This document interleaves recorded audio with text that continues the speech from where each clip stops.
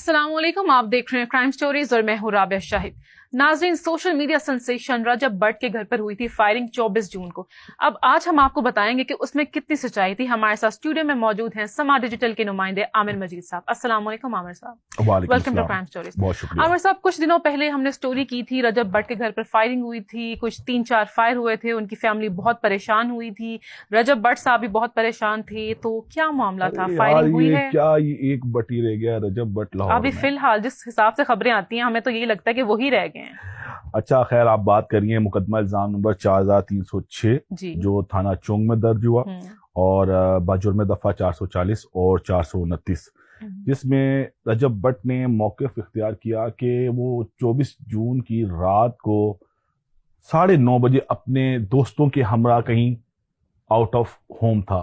अच्छा, अब ये भी बड़ी एक अजीब सी बात है कि रजब भट्ट के घर पर जब फायरिंग होती है या रजब भट्ट जब क्लेम करते हैं कि उन पर कातलाना हमला हुआ है तो उस वक्त घर पर नहीं होते हैं। अच्छा, चलें, ठीक है। फिर हुआ ये कि उन्होंने थाने गए हैं, थाने जाकर अपना मौक़िफ़ इख्तियार किया है कि ये कि मैं दोस्तों के साथ गया हुआ था और 9:30 बजे मुझे घर पर कॉल आई है जी। और मुझे मेरे घर वालों ने बताया है कि कुछ अफराद आए थे जो कि नामालूम अफराद थे और एक गाड़ी थी, छोटी गाड़ी, और उसका नाम लेना मुनासिब नहीं है, खैर ब्रांड है वो गाड़ी का।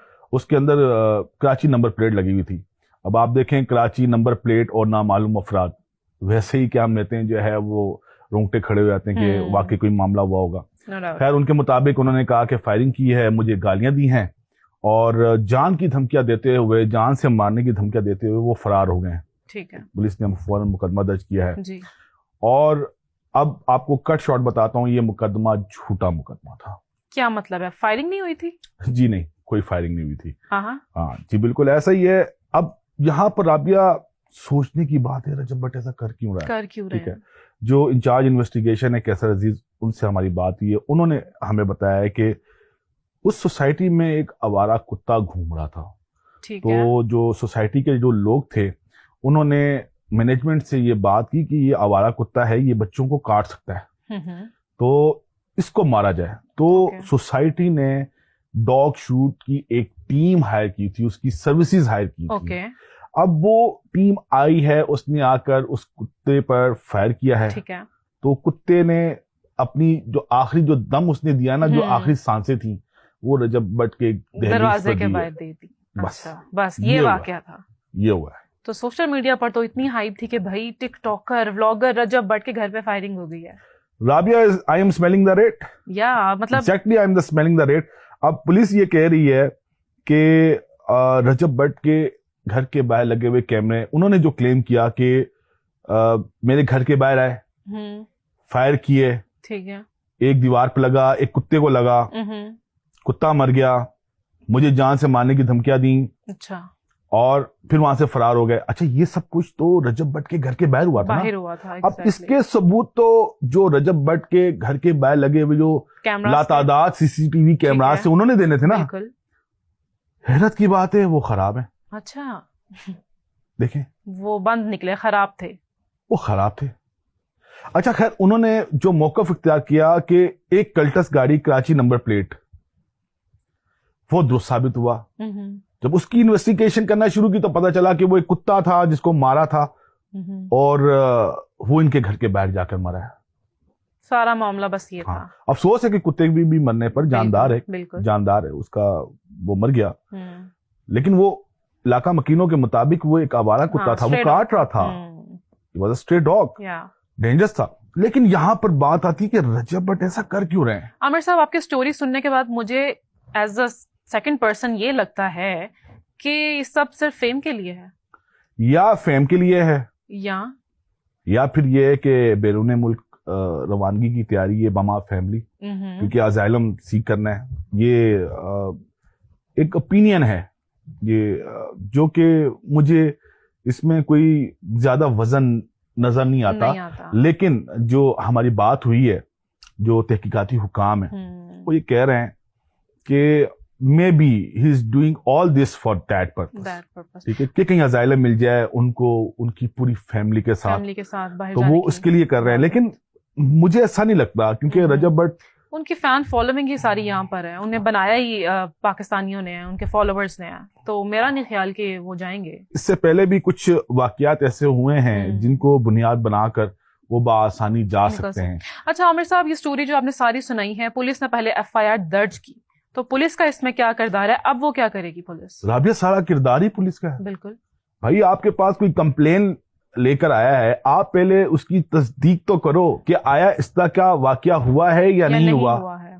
आप उसके मुहर्रिकात क्या थे, वो लोग कौन थे, वो तो इन्वेस्टिगेशन ने देखना है। जस्ट बिकॉज़ पहले तो आप सेलिब्रिटी तो पुलिस ने फौरन से पहले इसको कंफर्म तो करो किस तरह का इंसिडेंट हुआ या नहीं हुआ, बाकी कौन इन्वॉल्व था, इसके मुहर्रिकात क्या थे, मकसद क्या था, वो तो चलो इन्वेस्टिगेशन में सामने आएगा। पहले जो इंसिडेंट हुआ उसको तो कंफर्म करो जी।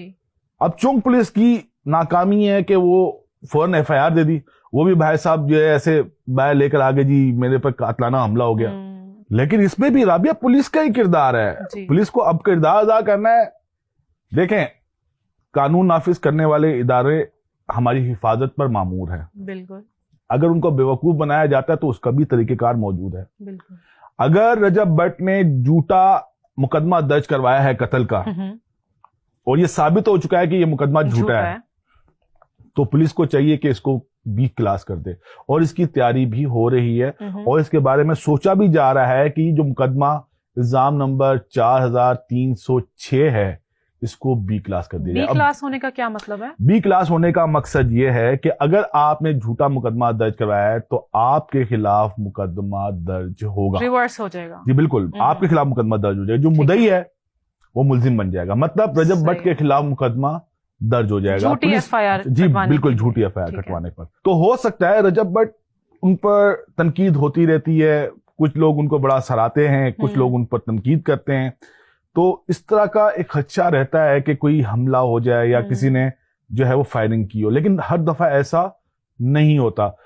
अब जब उन पर ये हमला हुआ, कुछ टिकटॉकर्स और कुछ यूट्यूबर्स उनके घर के बाहर मौजूद थे, उन्होंने एक स्टेटमेंट दे दी कि मुझ पर कातलाना हमला हुआ है, तो वो हमारे सोशल मीडिया पे बहुत बात चलना शुरू होगी। फिर उन्होंने एक गिला भी किया कि उनका जो कोई कजन है उन्होंने किसी खातून के साथ ज्यादती की है, तो वो इस पर बड़ा सीख पाते हैं कि मुझे उसके साथ एसोसिएट क्यों किया जा रहा है, और जो उनकी बात बिल्कुल दुरुस्त है, जुर्म उनके कजन ने किया है, रजब भट्ट ने नहीं किया। इन्वॉल्व करने का कोई तुक नहीं बनता। जी बिल्कुल, उनको इन्वॉल्व करने का जो है वो तुक नहीं बनता।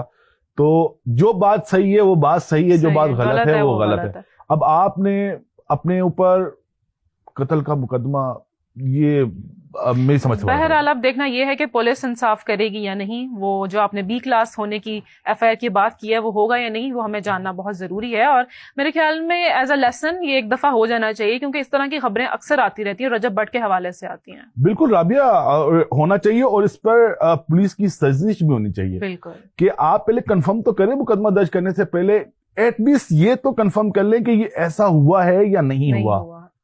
आपने मुकदमा दर्ज कर लिया, उसके मुहर्रिकात बाकी आप बाद में वो पुलिस देखती रहेगी कौन इन्वॉल्व था, क्या मकसद था, वो बाद में इन्वेस्टिगेशन में सामने होता। पहले तो इस बात को कंफर्म करना है कि ये हुआ है या नहीं हुआ, यहाँ पर के साथ इसको करना चाहिए था। बहरहाल बहुत शुक्रिया आमिर साहब, आपने स्टोरी हमारे साथ शेयर की, और आप सबसे मुलाकात होती है नेक्स्ट स्टोरी में। तब तक के लिए बाय बाय।